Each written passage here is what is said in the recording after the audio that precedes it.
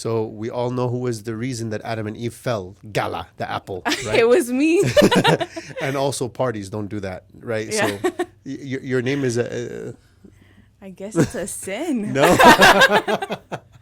What was your first impression of the Coptic Orthodox Church? Ceremony and the incense and just the singing and the unity within everybody, like you could just really feel that love like in the church and how everyone's so connected, and I like that everyone just knows what to do.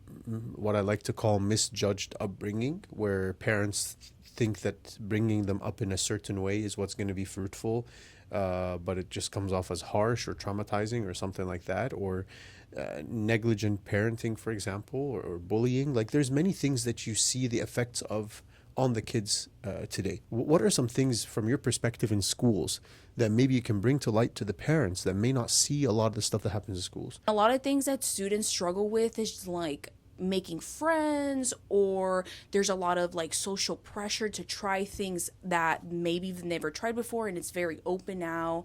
I guess like in a deeper subject, there's like a lot of substance abuse that I've noticed like at the school. All these things kind of bring to light something else, which is, you kind of hinted it in this story,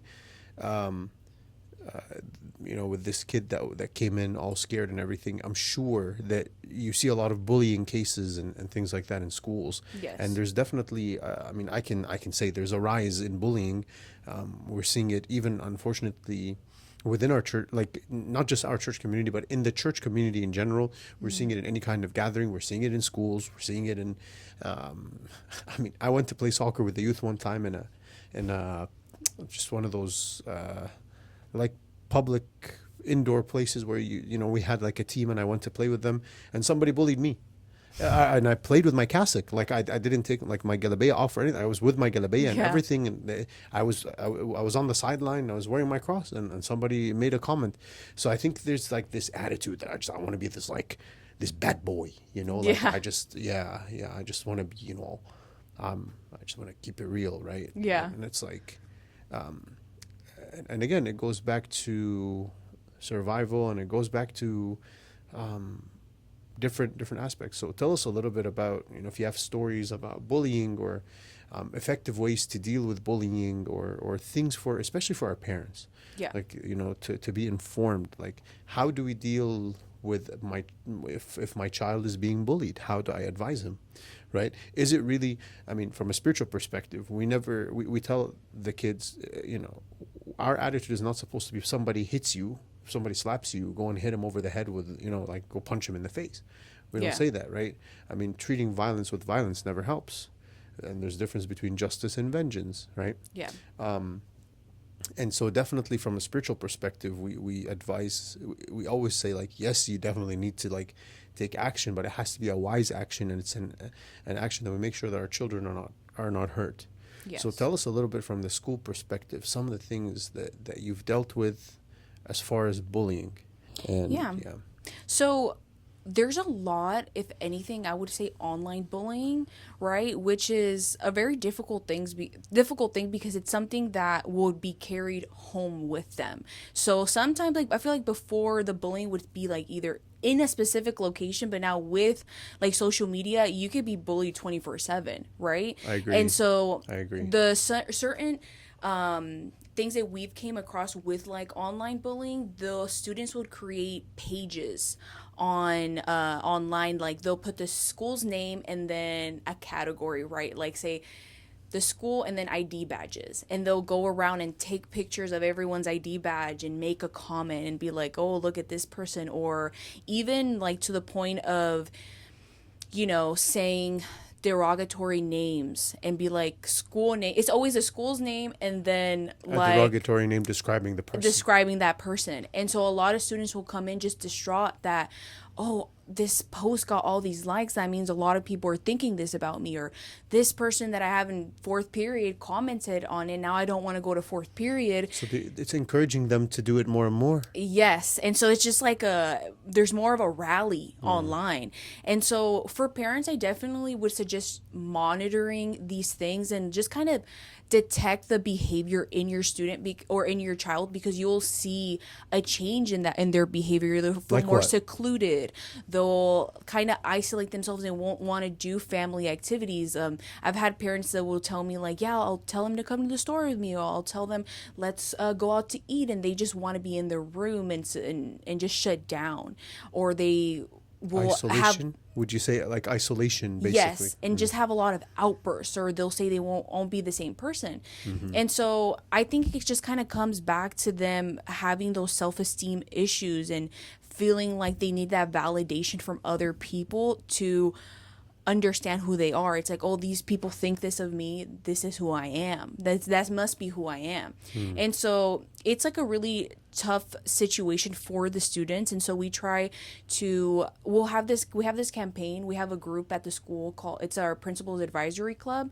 So the principal picks certain students, and they're kind of like the voice of the students, and we'll bring up different conversation topics to them and ask them like, oh, what do you guys think we should do over bullying, or what do you think that we should have that you guys would feel more safe with doing? Because there's like the whole snitch, Snitches get stitches. right? Yeah. And so they're like, I don't want to stitch. So so they bring up how we could For our have, parents, when we say Stitch, we're not talking about the cute cartoon character. not Lilo, Yeah. yeah. No. Mhm. But yeah, so the students have recommended to us to have like QR codes around the school. So that's connected to our counseling office. And so we'll have like it's like a little Google form, and they'll write like, oh, this situation happened to me at lunch. And so if it's something where we can change your schedule, or it's like, okay, we can move you into a different lunch, or we'll recommend activities, right? Because students feel better when they're in a community, right? Coming Yeah. back to that unity. Of course. And so we'll try to recommend different clubs, or we even have our designated, we call them like our student ambassadors. So whenever we have a new student, they'll give kids tours. So we'll even introduce, or even our advisory club will introduce certain students to them, and they'll be kind of like a buddy for them to kind of like walk around with, be like, oh, walk them To from encourage social, yeah. yeah, and then walk them from point A to point B. And I think like that really helps them. For parents, I just would suggest having these conversations with your student, with your child, being open-minded. Like if you see these behaviors, kind of taking a step back and not taking it personally, but kind of be more curious as to what can I do? How can I approach my child and have like a sit down conversation with them? Because when, how we're talking about like mixing like violence with violence, like if your child's acting out or yelling and making like a whole scene, you doing that as well to them, it just continues that it continues the narrative, it continues those emotions, and now tensions are high and nobody respects anybody. And so I think giving them that time to cool off, and then also give yourself some time to cool off, because it's difficult to hear that. Like I've been yelled at before by a student, I've been talked to very aggressively, and it's like sometimes you do need to take a second, and that's good. It's better for you to take time to remove yourself and give each other space, and then coming back and trying to see what the root is, what's going on, how was your day at school, did something happen, because it's always for a reason why they're acting that way. I agree with you. And actually, all the stuff that you're saying lines up with the Bible 100%. And I'll point it out to you and to our viewers. So Christ, for example, whenever he started his ministry, he didn't just call one or two people, but he called 12 disciples for this idea of fellowship and being together, just like you're saying, encouraging group activities.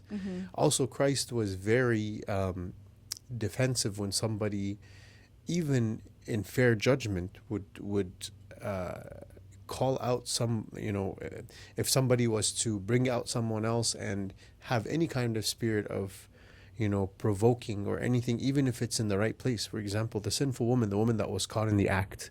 This story is one of the most famous stories in the Bible, right? A woman was caught in the act, which means that she was committing a sin of lust, and she was caught in the middle of it. and she was dragged out. And of course, Jewish law, if somebody is committing adultery, they are to be stoned to death. And they brought her to Christ in front of everybody. And they said, hey, she was caught in the act. What are you going to do about it? And he said he did a couple of things that sometimes we overlook. Number one, he was drawing on the sand. Many people say he was drawing on the sand because he was writing the people's sins. No. But, there is something in Middle Eastern culture is when somebody's talking to you, if you draw or you fidget or something like that, it's taken as kind of like you're disregarding the conversation. And so Christ was doing this actually for the sake of this woman that was being called out in front of everybody. He was known as a reputable teacher. So imagine being like called out or embarrassed in front of somebody that you look up to, from this lady's perspective, right? And so he did that in order to protect her emotions. And then when he responded, he said, he who is without sin cast the first stone. He protected her. Then he corrected her. So this idea, again, of being patient, not being offended when your son or your daughter does that, is very biblical.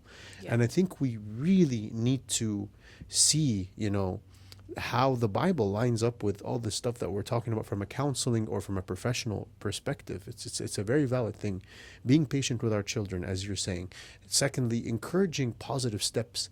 All right, there's some kind of isolation. How do I bring them back into a group setting? How do I have this buddy system, right? It's very important. How do I isolate them from the problem, but without isolating them to make them feel like they're weaker, empowering them to be able to be independent rather than teaching them to go seek revenge. Yes. So that they build their confidence. That's very, very valid points. As far as statistics, if you had to rate like a percentage or something as far as bullying, from the issues that you see at school, what percentage, just roughly, nothing formal, what percentage would you say of the issues are bullying issues?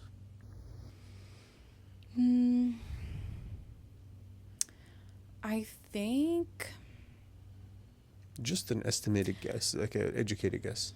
I would say maybe, just with all the issues in a whole, I would say bullying would maybe be 40 to 45%. It's a big thing, but I think there's so many. That's huge. I mean, it's like almost half. When you talk about like, you're talking about like if you have 20 issues, that's almost half of them. Almost 10 of them are bullying.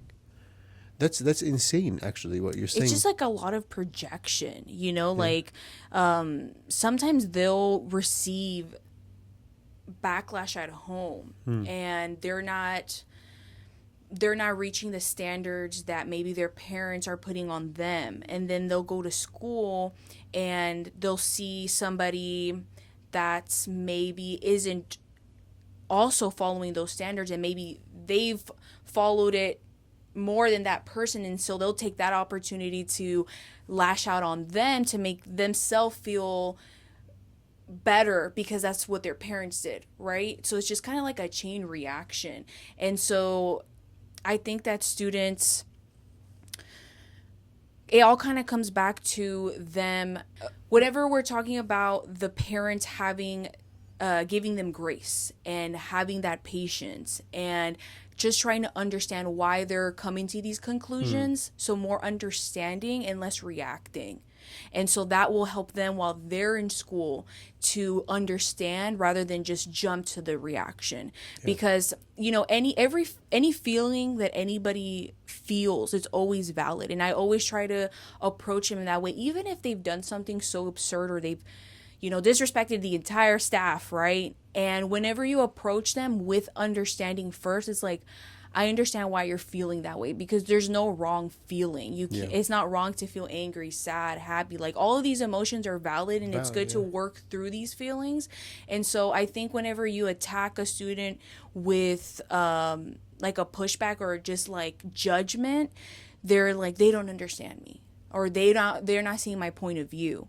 And so when you approach them with that understanding and trying to help them understand, like, okay, like, you're feeling this, it's valid for you to feel this, but let's try to look at it in this angle, and let's try to see how we could have reacted different or communicated better. Yeah. And so with the parents, when they try this same approach, their parents are supposed to be the leaders, right? And they're supposed to be the ones to guide them and set an example. So when you as a parent, you set that example for your child and you take a second to understand rather than react, then that child will do the same at school, and that could help bring bullying down because they'll see a student that might not be meeting these a certain standard, whatever that standard may be.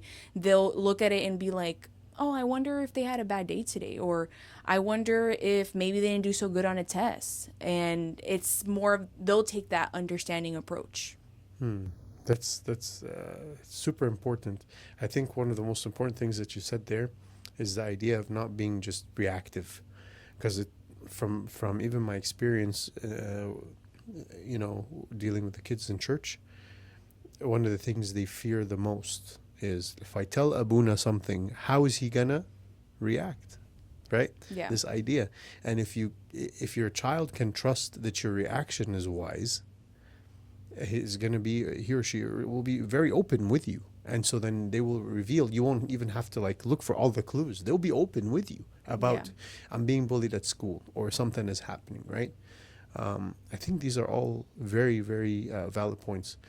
One point of concern that I kind of want to, you said about it a little bit ago, and I'm going to remind our viewers about it.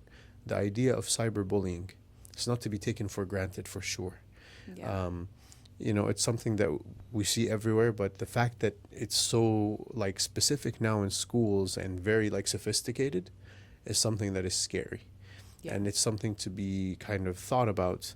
How much screen time do we give our kids and how much do we expose them? Because now it's not just about them looking at the screen all day, but I think the more that we expose them to this, the more that it really feeds this beast of, online bullying. I mean, growing up, my generation, your generation, we never had like to worry about this aspect, right? Because I don't know about you, but for me, my first phone was when I was in high school. When I was graduating high school back in 2009. Yeah. Which may seem like a long time ago for some people, but I'm still young. But even then, like it was one of those. Even though smartphones it was like the first year smartphones became like a big thing. Yeah. But like, my phone was pay as you go. My dad did that on purpose, so that it's like only for emergencies, and like every text message was for like 50 cents. Then he made it like a monthly. Yeah. And then he changed it to be like a monthly thing after he saw that I cost him like some. Yeah. Anyways, we were talking about trauma just a little bit ago. Yeah. But anyways, like there was a limit that was set, and we never had to worry about like seeing ourselves online in a derogatory page or anything like that. Yeah. Unfortunately, this translates even on a bigger scale to people like using even little clips of other people and things like that, and insulting them online. We see this, believe it or not, from kids all the way even up to somebody that wants to criticize clergy or politics or anything. They will start to put a picture and they'll do this exact thing. So we're training these kids. The more that we just neglect this thing, we're training them how to to be a menace to society and to just criticize in an unhealthy way, right? One thing I see, and tell me if you see this as well, is like, these kinds of online, this fake sense of bravery that the kids set online with social media, has been really changing their attitudes. I've noticed like their understanding even of what is proper criticism, or what is acceptable criticism, and what is inappropriate or disrespectful. Yeah. Do you notice that at school as well? Definitely, I do notice it in, they feel like I guess coming back to the unity, like a army online, like where there'll be videos of students disrespecting a teacher or telling them like, oh, well, I don't need to do this, or you're crossing a line, and then all the comments are like, yeah, tell that teacher something, or tell them this and that, and they feel this like almost like they're just like this leader, and they're like, oh, I have like a crowd of people behind me that feel the same way, and it's validating like these feelings. And so I see just this a lot, and especially with the pages that are created, they feel like even the creators of the pages, they feel like they're just this leader of like it makes them feel good about themselves, that they're like, yeah, I have this big following, like everybody in the school's following me and they're sending me pictures and they're recording people in the hallway, Building cred. yeah. Yeah. And so they like, you know, it all comes back to them wanting to feel validated and wanting to feel like, you know, they wanting to feel just that what they're doing is creating an impact, but it's not necessarily a good impact. Like, it's just an impact that's hurting other people, but it lifts them up. But it all kind of comes back to what do they have going on. But a good thing that is actually happening this year, Greg Abbott released a law where now students aren't allowed to have phones. What's the government position? He's the governor. Greg Abbott is the governor Yes. of Texas, for those who are not in Texas. Yeah. The word governor escaped my head for a second. To my defense, I'm Canadian. We don't have governors over there. So, but anyways, the governor, Greg Abbott of Texas, he's doing something you said with the curriculum? Yeah, so now no student is allowed to have their phones. Okay, so they have two options, and it all depends on like the school board. So they could either ban phones on campus completely, so they can't bring it whatsoever, or they could have it, but it has to be turned off, and they can't use it at all. It's going to be like law. Yeah, it's law now. Like, Wow. it happened June 20th of this year. Nice. So it's recent. We had a whole meeting about it the other day. And, you know, I am a little nervous for us staff members because the kids are just, they idolize these phones. You know, whenever they go, say if there was a situation where they get sent to the office and they can't be on their phones in the office, I've had like an uproar of like, it's like, no, you can't take my phone. You don't pay my phone bill, and they just get so upset. Like, it's, I almost call it like their safety blanket. I feel like before, whenever we'd be in an awkward situation, you'd have to just sit in the awkwardness. Like, you'd have to continue the conversation. But now it's like, if it's an awkward situation, they'll just get on their phone and just like, I know. and they're just on their phone, and so it's like that, like their binky, like their little safety blanket. And so that's what we joke around in the office, and we'll call them like their little safety blanket. And so I feel like, you know, the reason that they're doing this is because like the attention span of the students is going away.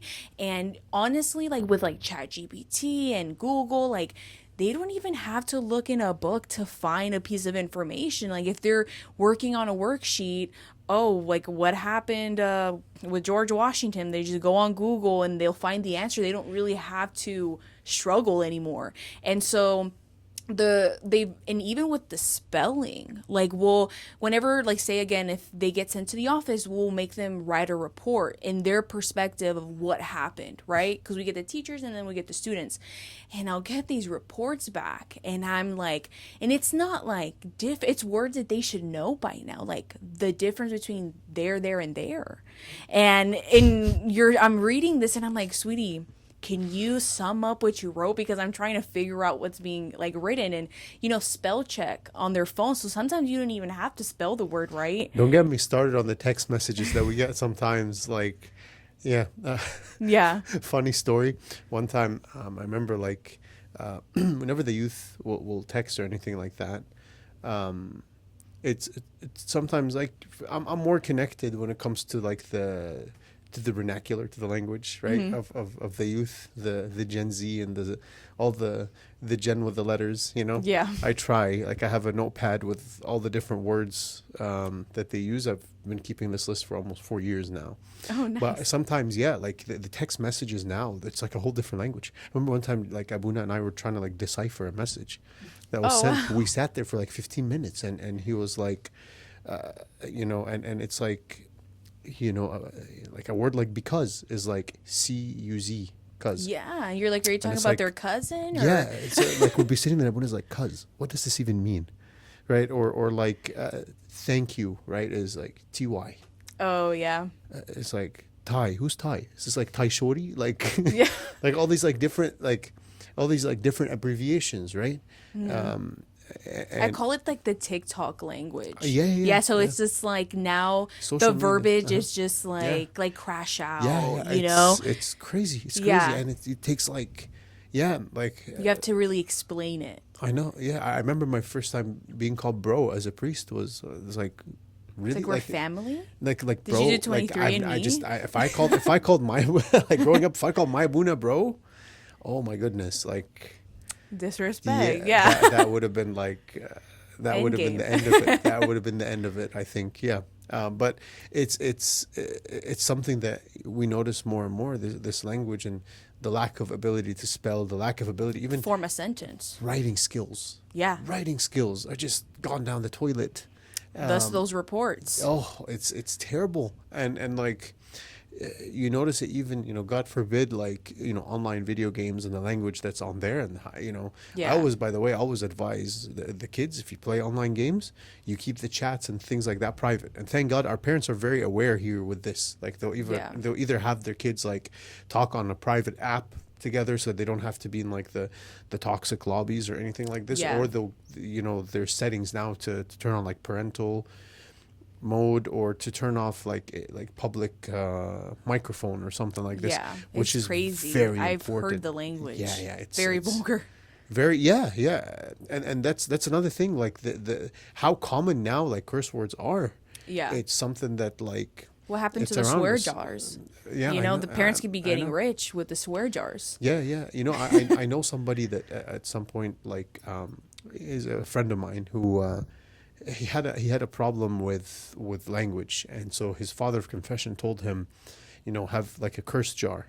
Okay. And like, so every time you curse, you put a coin in it. Of course, today jars don't exist and coins don't exist. Yeah. And this boy, he was very, very brilliant. He bought a jar that is the poop emoji, like the Okay, yeah. like I don't know. I don't know if With we're the gonna smiley take, face. yeah, like it's a smiley face, but it's, yeah. Insert I don't know if I emoji can say here. I don't know if I can say poop on the podcast, but I don't know how to the feces emoji. Yeah. Sorry, it became a smelly conversation. But anyways, but it's the one with the smiley face, and it was like a coin jar, like of the emoji. And Oh. yeah, and he showed it to me, and he took it to his priest, and he's like, "This is the perfect curse jar. This way, I keep it on my desk, and I remember that every time I say something bad, it's like this, and I put the coin in it." And it's like, now my breath stinks. Yeah. And yeah, so anyways, but these jars, we need to bring these jars back. I think Yeah. that's it. But where are we gonna find coins? That's true. Yeah, I mean, maybe that's like your done. grandma's purse. Yeah. The little coin purse they'll carry around. Oh yeah, that's true. That's true.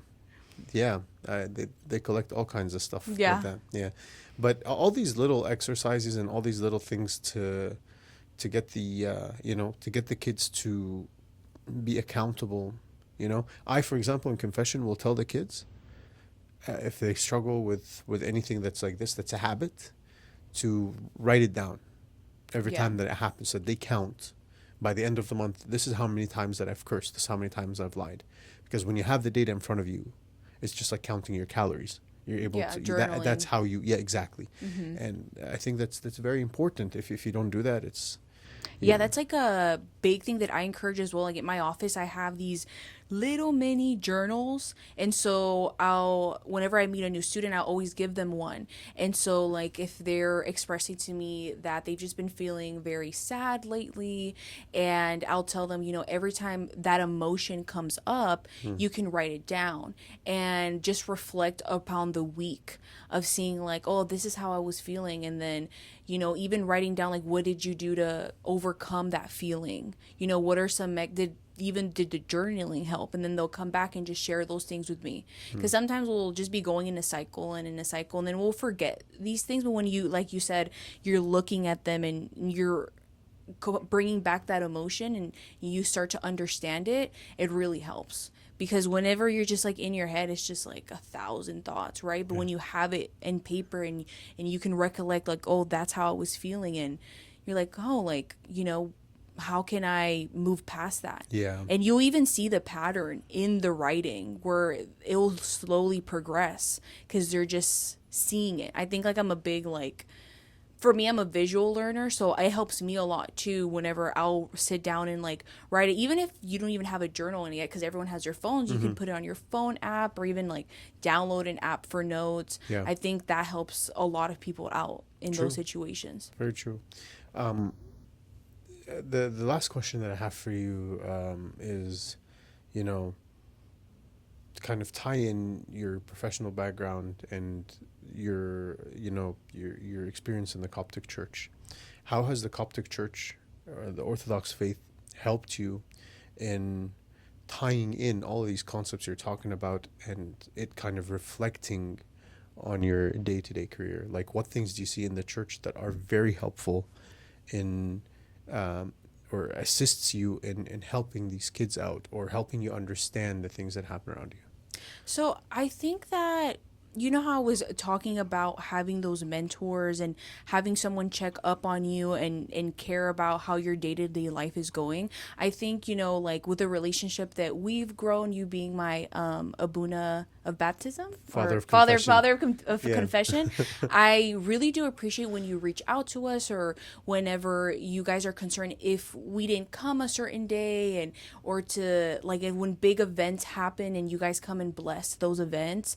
I think that I feel that protection, and I feel like just that comfort that there's someone out there that's concerned for me and the success in my life. And so being a mentor to these students and coming back and helping them and just kind of keeping an eye on them, like how I mentioned before, with if I see them isolating themselves, or if I see they've gotten a referral that day, like I always try to check, if those student, like if the student gets a referral, I get notified and I'll call them in and just be like, hey, I just saw you got this referral, like how are you doing? Like it makes them feel like there's someone there to check up on them, and those feelings didn't just like go away. So I think that I really respect and hold dear how much you guys worry about everyone in the church. I think this is an attitude that it's not just not just the priest. It's something that is like, I mean, where do you think the priests get this from? It's because of how the community is, and you're absolutely right. And I'm happy that you brought this point up, because it's important for us to always be proud of this as in the church, this idea of supporting each other always morally, and being there for each other, and asking about each other. I always say a phone call goes a long way. A phone call goes a long way. A message goes a long way. If you don't see somebody in church, ask about them. Many people will just do that. It's a beautiful thing.